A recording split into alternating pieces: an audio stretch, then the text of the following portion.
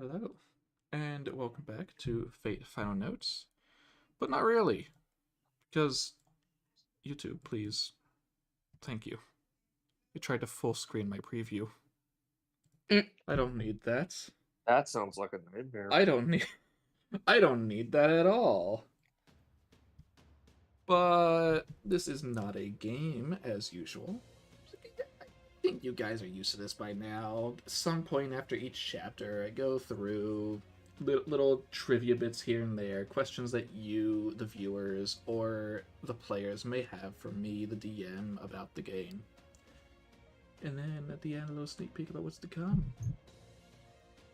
Because last time I didn't really give that, because all I gave was just Mio. I think.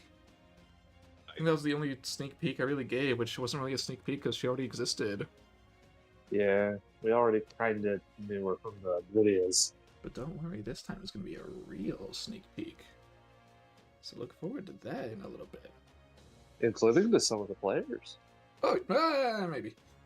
But let's start with what was this chapter?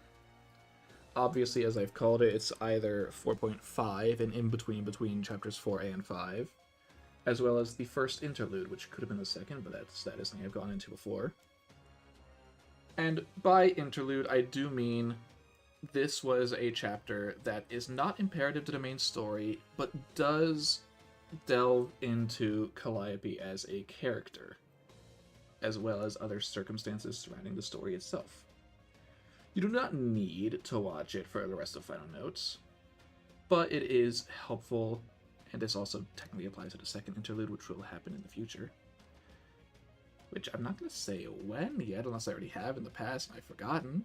But if not, you'll find out eventually. They are not needed, but it's kind of like extraneous. It's extra info that helps you understand things, but you do not need it to understand everything. It's not like it changed anything. You still know that Hyaki's the bad guy. You know that Mio's a mischievous little gremlin. And you know that Calliope probably has baggage. But now you know a bit more about that. And yes, I am very much truncating that information. So, why was it a dream for Calliope? And that's because the 2/3 interludes were all going to be slightly different and varied. One was going to be about the past, one was going to be about the present, and the other was going to be about the future. The present one kind of doesn't matter now. This was the past, and so next would be about the future. And I think I was quite clear about that throughout the chapter. This interlude was Calliope revisiting the campaign of Fate 6 Zenith, the first real game I did, the first real game I DM'd, and going through its rough story beats that the players themselves went through. Hi. Hi, player number... NPC number 1, actually. NPC number one. I did say players, Joey. You're a little wrong there. Which, that's a good piece of trivia I could get into. The original players for this, one of them is here. Hi. Good old reliable. How does it feel to be the only one left? Yeah, they're all dead. Like, I'm a survivor. But no, the original idea I had for this interlude was to revisit 6 Zenith, which obviously, yes, I did do that clearly here. Mm-hmm. But the players at first were going to be Joey, Argos, and Kobu. Kobu was going to play a version of Gretchen, and Argos was going to play a version of the one and only Monome. However, real life is quite a problem, and it may be a while until you see either of those two for a bit. They have real life things going on. I will not get into their private lives here, but that is why. I think the only thing is that they're good life things, so yay. Mostly. honestly. Yeah, I was saying, which one are you referring See, to? I had- Because one, for- yes. One, For, yeah. that's Ar- for Argos, I have a team 4-star joke for it, but I don't know if I should do it. I don't will say know. hold off just in case. I know I'm not gonna do it, but I think We're gonna wait until we have express Yeah, permission. it's not our place to say what's going on in their lives. I just wanted to say that they're not just gone, they're not just out, they just have things going on that is preventing them from being in longer form games. You may happen to see them in like short form content coming up now and again, and by that I don't mean actual shorts, just like shorter videos and things, depending on times and things. But Although we have been making shorts. that is not a guarantee. Oh, right, I can say something about the shorts, but this isn't. I'm gonna get off topic if I do that. No, I would not say anything about the shorts. We can say something about the shorts later. Yes, I'll remember. because I don't think I've said that to anyone really. But there you go. Originally, the game was gonna be a lot more 16th focused. It still was, but it did not have as many callbacks as it could have had. Originally, Gretchen was going to play a similar role to what Ciel ended up being, but more involved, where it was just someone of the city who protects the city, who happens to know and help out the group. And by know, I mean the original caretaker was not going to be some grandmother, but Monome. So that is where that would have led to. Monome taking I care have of the questions sisters. about that. It would not have had the same impact as it had here. I will say that. I very much lean more so. Are you telling me he would have been a dad again? Huh? Oh my god. Oh my god. Joey, in No, fact, did no, not no. let that down. No, just caretaker, and I very Okay, much so lean So more not so. a pretend father again. Okay. No. I still find it funny that it was not. The Skylar did not say, "Oh, this is your child." That was 100% Argos who decided to do that.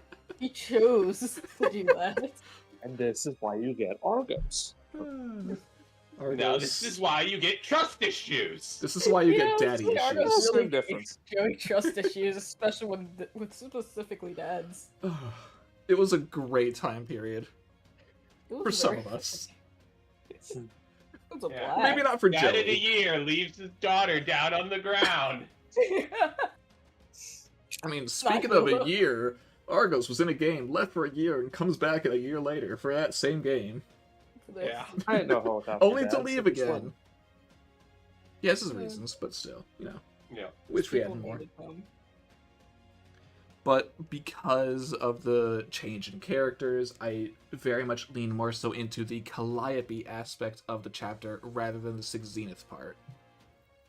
So there was the change there. I think it was for the best overall, getting to see more of Calliope, more of technically her past, but not really. Hearing about her past, and seeing more of who she is as a person, as opposed to what it probably would have been, which I have no idea. It still probably could have had a lot of character development for her, but it definitely would not have delved as much into her background as this chapter did. So overall, I think it was a good change. However, it is missing that little bit of extra, just Six Zenith fan service, I guess, is the best way I can phrase it. Otherwise, you just got Doji, who, for like the past year, outside of the campaign, we just called Shibuki. Because a mixture of Shuten and Ibuki, you get Shibuki. Just rotating in non-existent player space. Uh-huh. DM was not a big fan of Shibuki name. I'm still not a big fan of Shibuki name. I like Shibuki. I like how it rolls off the tongue. I don't like the name. That's Rolls it. off the tongue. But before we truly get into the rest of the meat about the characters, I do just want to go into, because this is something I actually had written down beforehand, something about the world and how it affected certain characters. Because this world was a dream. it was set up like a play. You had the actors, and then you had the characters they were playing. So, going down the list, Callie was playing the role of the protagonist. You could try and say that they were playing the role of Jules. That is technically incorrect, but you can make an argument for it. The Yama, or Mia, was playing the role of Callie's sister. Callie's sister. That was just mispronunciation. Oh, I think that part's fairly obvious. It's a death god, just in another religion. I mean, Kali is, you know... The ruler of hell, I think. Yeah. I mean, I was going more so for, you know, the god that Kali was for a little bit in Chapter 4, but alright. Oh, yeah! Huh. It's not like that was mentioned a couple times during the game. It's almost kind of coincidental. It's like poetry, it rhymes. Monome with a question mark, because I wasn't completely sure if they were going to make it at that point, was Kali's caretaker. That was replaced by Gam Gam.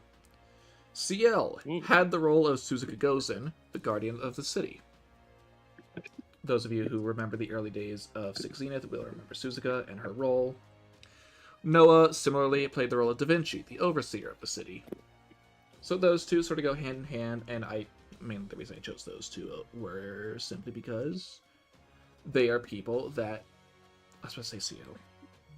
They are people who Callie knows. CL very clearly is involved with Osru, the group that Zack and Callie are a part of. And Noah was mentioned for the first time in this chapter as someone that they have seen within the base. So, those two represents those. Gretchen would have been a subordinate of CL Noah, similar to Gretchen's actual role from Six Zenith. That was not directly replaced by Sharvara. Instead, Sharvara was just, well, they can have a pet dog. The Yama has a familiar. As a why not? treat. Bark. This is one that didn't actually come up in terms of what they represent, but the Lohi were the ones who represent the Zodiacs, and I put in parentheses there, the ones who hold the world together. Really? Which, when you think about it, makes sense because a big part in not chapter 1, a big part in the first section of Six Zenith, besides the Zodiacs in general, was that it turned out they were keeping the world steady, in quotation marks, with more so Aya more than anyone else. So that was me saying that Lohi, using all of the little bubbles with the Sambo, was essentially that. As well as there were just a whole bunch of them. However, Ushigozen was instead specifically Leo, or Artoria Alter, the quote-unquote evil tyrant. Didn't play a big part, but I felt like saying that in general since, I mean, I even mentioned it in the game, so... It was good to see him. You didn't see Leo.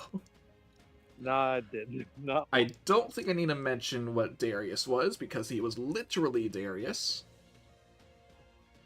But that is one of the few loose ends from Six Zenith that just had not been touched on at all, ever again, and I wanted to put a little bow on that to some extent. He gets evaporated into a dream. Hell yeah.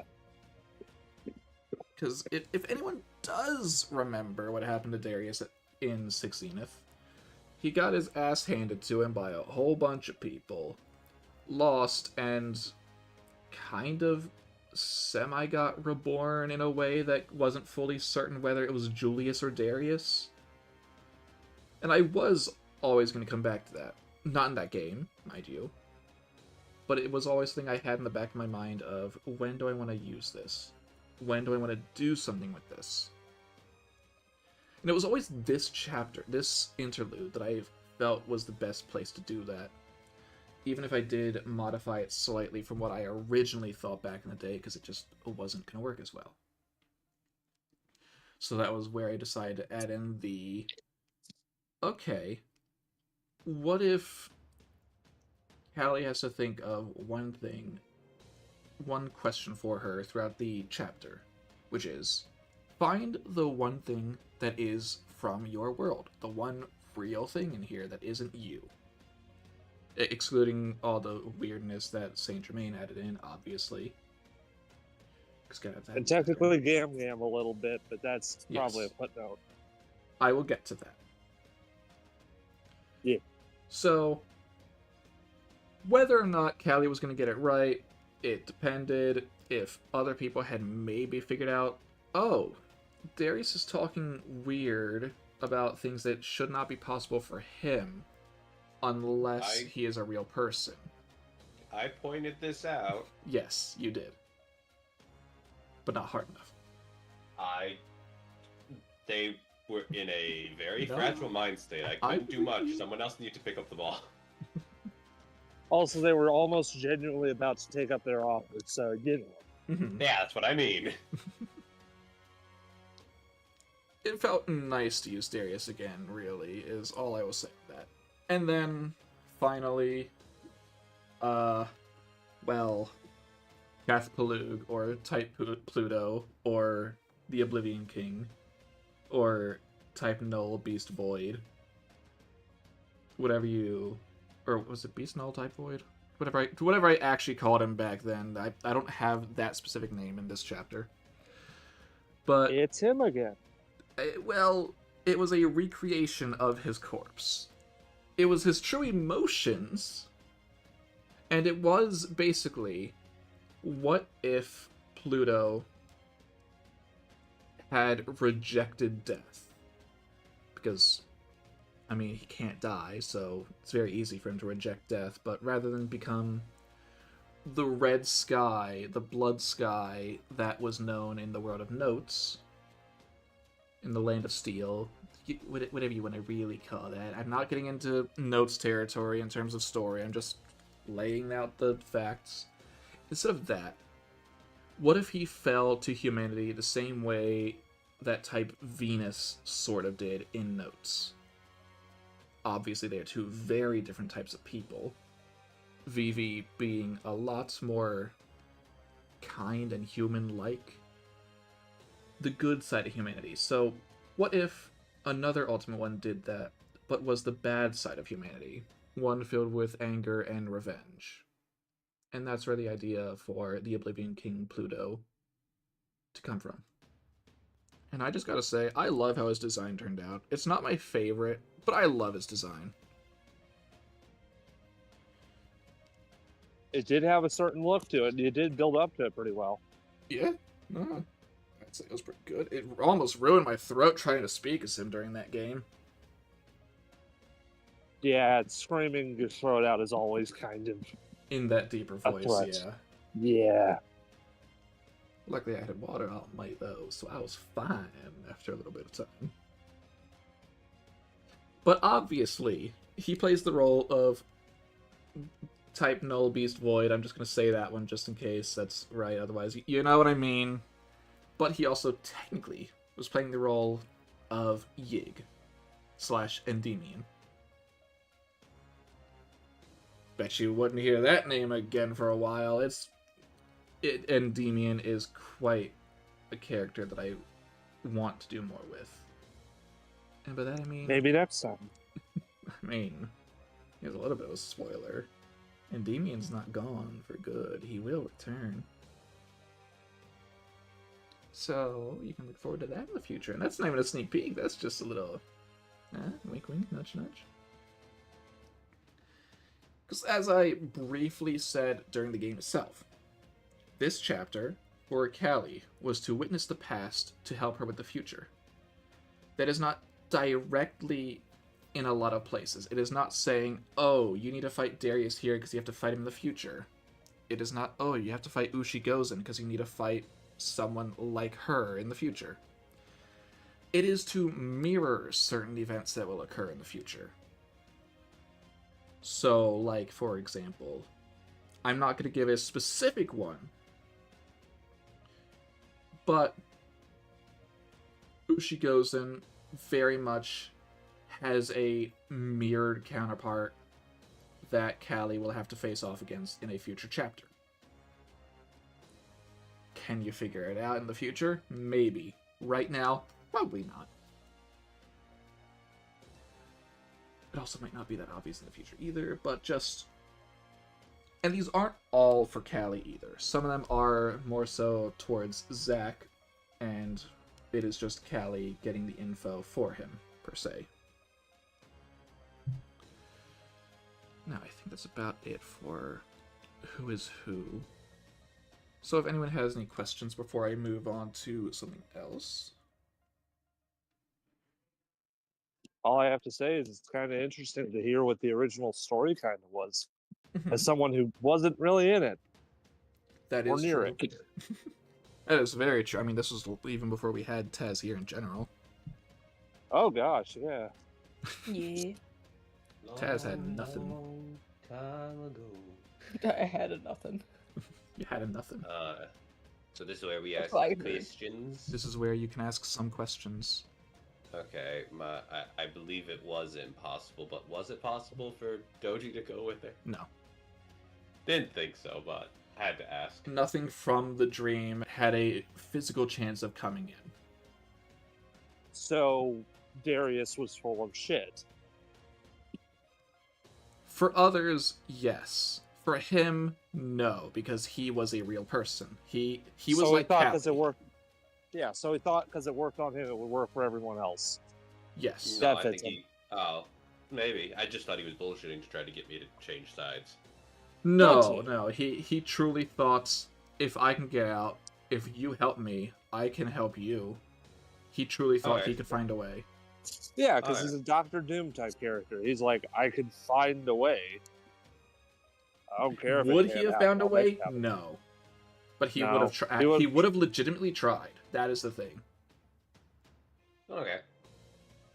So Yeah. was he a bad guy per se? Nah. wasn't He a was great more guy. just- He was kind of an asshat, but that's just most fake characters. Hey. No. I don't think that's the right wording. Hey. Yeah. Most villains. There you go. Most villains, yeah, because you got Gilgamesh.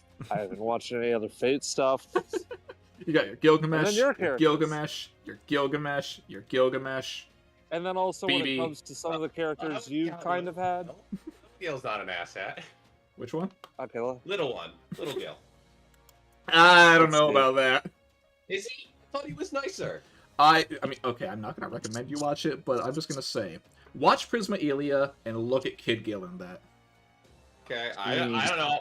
From the things I saw, because I haven't watched too much of it, like of anything, I just remember seeing some things where he looked nice. He didn't look like he was being mean. He helps Elia and stuff, but he very much still has the Gil personality. Okay. I don't If know. any- yeah. If anything, But also, like, I will say Caster Gil has a better personality. Alright. yeah. He's still But also Gil, regarding but He's like- still Gil. most of the ultimate ones in your games, they've all kind of, well, they've been innately wrong because, you know, villains. They also kind of were very confident in their wrong. I mean, Anyways. it's kind of hard to say that when so far the only one with a true consciousness that you have faced is Raul. I guess. But I guess it's more the people who are manipulating. No, I'm going so far off track. The first ultimate one was a literal cocoon before it was born. The second was a skeleton that had just come to life, and the third was a moon. I thought it was the Warlord for the second one, but that's just me. He put his body into it, but the ultimate one itself was its own being. I gotcha. Okay. Raul was the Anyways. first one who truly was given a personality of its own. And then he met Moriarty, and then that was a net loss. Yeah. Yeah. That was the thing. Raul was also the first ultimate one who did not want to fight. He knew he had to, but he did not want to. But this is not about Chapter 4, this is 4.5. Yes, indeed. And okay, should I get to my question, or does anybody else have any big questions? You can ask your question. You can ask yours. Okay, so I don't know much about how how much the Guardian was similar to Gam Gam. Gam Gam herself is kind of a very strange character, I realize. They're a very strange character. But what in you kind of decided that she was the only quasi-real one? Just out of, being built from the memories and the spirit of the original grandmother. It was really when I started to think, okay, this is leaning a lot more towards Callie than it is Sig Zenith. So I want this all to mean a lot more to her. So it started ending up being that more family dynamic of you are a grandmother to them. Mio is playing the role of a sister to her. And that's where I sort of had the idea at first of, okay, Mio, or the Yama, is the one who judges souls. They very much could get her actual grandmother's soul and put it into this dream. How? Well, that's the harder part, but I did have an actual reason. It's magic. No. But okay. No? There is a real reason as to why she could do this in time, because obviously the world's not here anymore. Where would her soul be? Well, Hyaki had two people who he really, not confides in, but talks to among his servants with his plans. And that was Heidi and Mio. Heidi knew a lot more than the other servants, and hence some of her actions felt more odd than the others. But she was also very loyal. Mio, on the other hand, knew a lot as well, still knows a lot as well, but while being loyal, is a bit more cheeky about it. Is the most Starscream person that's ever been in one of your games, yes. So, she knew ahead of time that Zack and Callie would be opposing Hyaki, and roughly when he would be doing this to the world. So that is when, in her mind, she thinks, man, he's really focusing on this boy, but that girl's also right there, and he's just gonna ignore her? I mean, I guess I can deal with her to some degree. And she started gaining an interest in Callie from there, to the point where, before the world was split into 7, in quotation marks 7, fractions, she would take the soul of the grandmother before that all happened, and just store it away for a rainy day.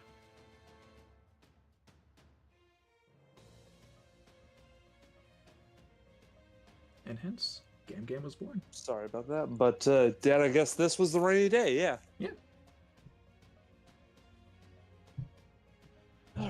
Mio is very much a schemer. It also seems that she's not, like, the most evil. No, it seems like no. she has a little bit of a heart down there. She's more neutral. However, it's very much a situation of the master can determine how the servant acts. Very mischievous. Like, you can have a super good servant in a Holy Grail War, but if you are just the shittiest human being of a master, that servant is going to end up doing some messed up stuff. Yeah, that's why you have,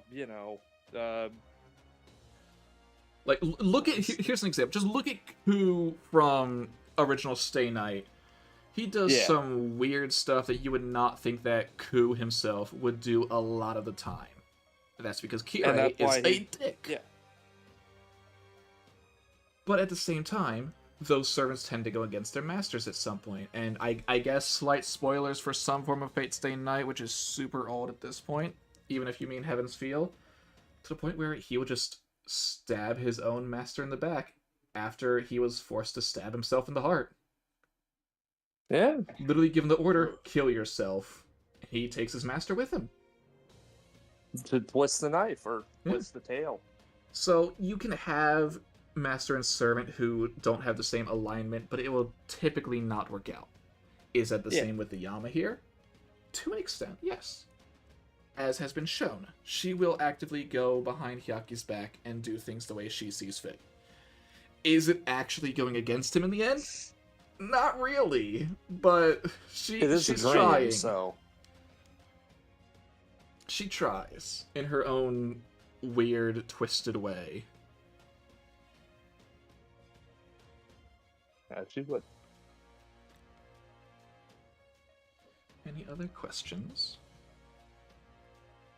about the chapter or things surrounded it? And of course, this goes as well for those watching. I suppose one question I have is why did it keep hitting me? Because you're the squishy wizard. That's what always happens. I know. I know Whenever you're me the going in to wizard- fight this. I was going in to fight Darius. That was on me. But See, when me as a wizard, when I went into melee, I was prepared. Are, you had were you Tensor's sure? transformation or something up. Nah, I had the round table. Ah, right. Look, Jules doesn't count. Jules is gotta more a know if you're mascot to under- the server than anything. No, Anyways. no. Jules is no mascot. But they may be a poster child. Poster child. The MTC poster child, you know. Yeah. They're just on a poster that says, "Don't let your NPCs become this." Ideas for merch. Should we ever do merch? But either way. Yeah.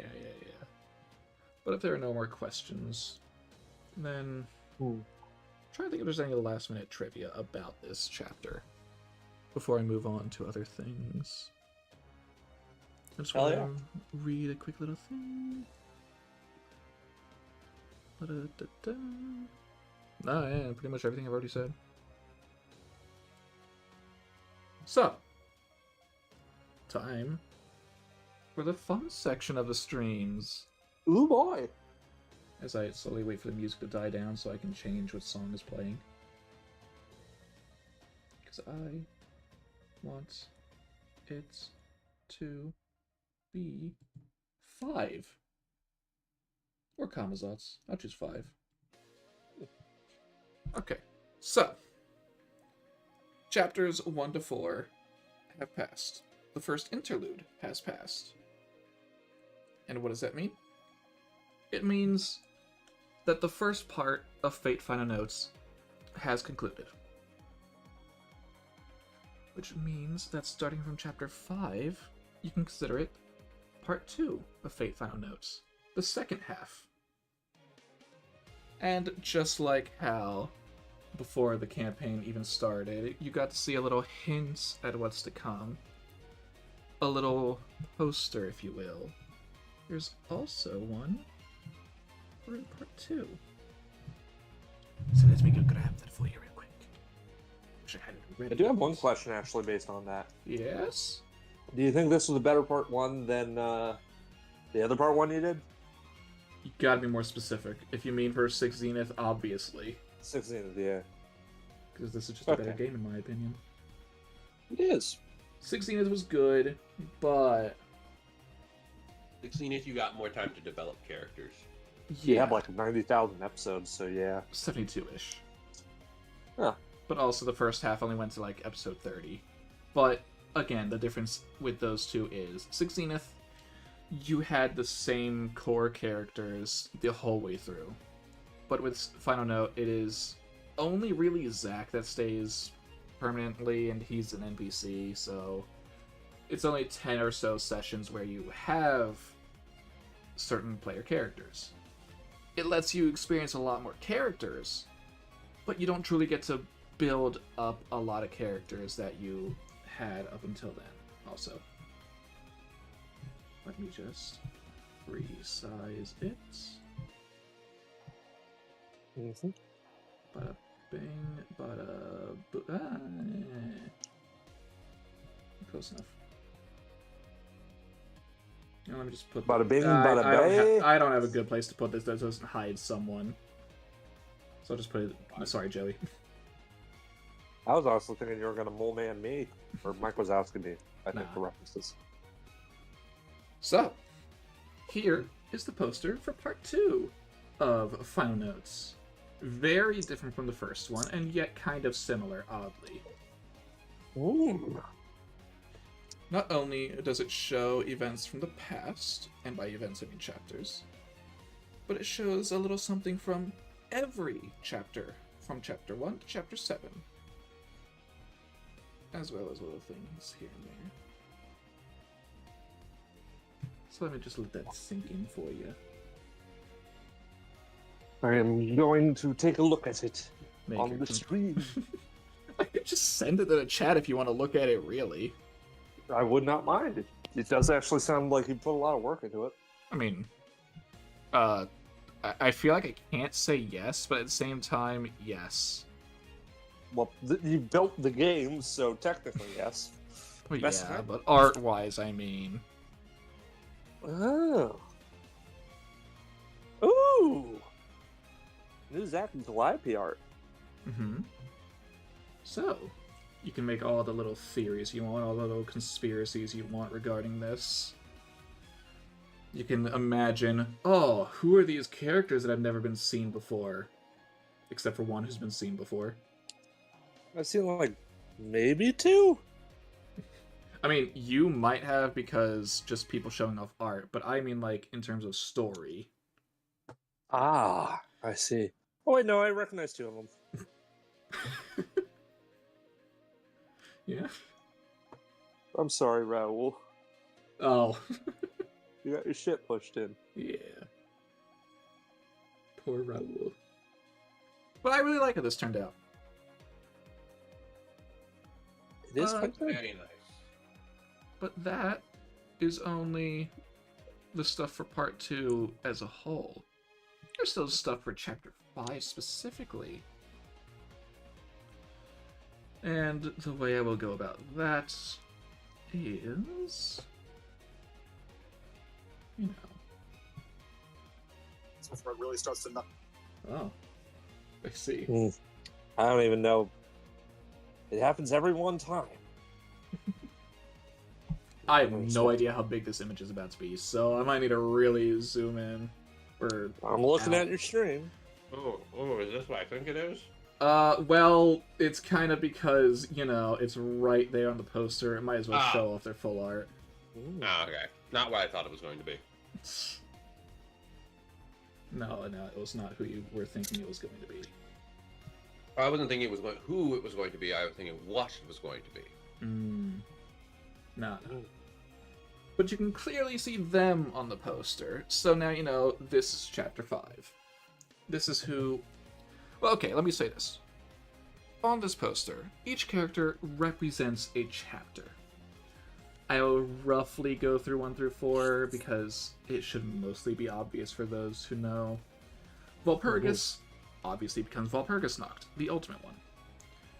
Mysterious Majin X, the quote-unquote rival slash teacher, not really, for Zack, and showing or being his milestone for strength as a servant.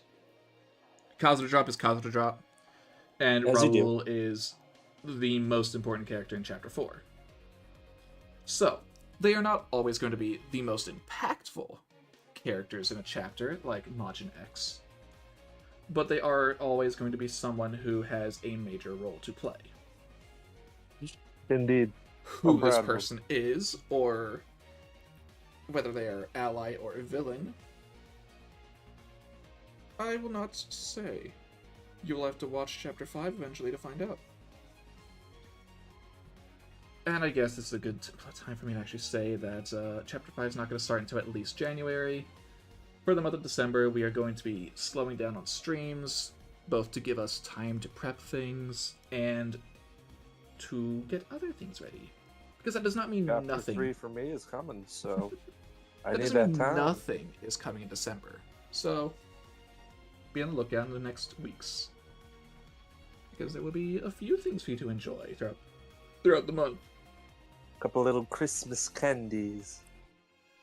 But you know what? Should I show one more thing? What? Should I show one more thing for chapter 5? Why not? Well... And any comments on which the other 2 characters, which chapters they're for? Oh, yeah. I'm guessing The that two the blondes. guy who's breathed in mysterious shadow is the final boss. That's not who Could I be, was could be. referring to. I said the 2 Ah. others that you can clearly see that were not mentioned. The ones that are not Yeah. silhouetted. Yes, the one. Oh, I know one of them. Do you? Kind of. Do you? I probably do not. I think I am misremembering, but Mm-hmm. nah, it's probably the fact they have blonde hair and my brain just answer. Ironically, they both have blonde hair. Both have blonde hair. Yeah. But we've been mentioning them a lot, both this stream and in general recently. And who else is in Chapter 5? Why, it's someone I need to shrink because they're so big, Joey! Why have they gotten so big? It's Jules. Oh. I thought I recognized the way you did the design a little bit. If I hadn't already seen this art before. You have, because I sent it to you. It is pretty good art. This is the servant Jules that has been shown off in the past now and again. Not this art, obviously, but Jules will be making an appearance in Chapter 5. In what regard? You'll have to wait and find out. Indeed. And they look really good. Yeah. And this time they don't have an Ibuki to reel them in. No. Why does that feel like a concern? Man, these two chapters is just straight up nostalgia for you, Joey. First you play Yeah. Ibuki and now Jules. Yep. But that is all I'm gonna show for Chapter 5.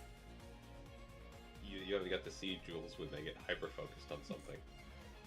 Oh they will. no. They will. Hyperfixation was one of their flaws.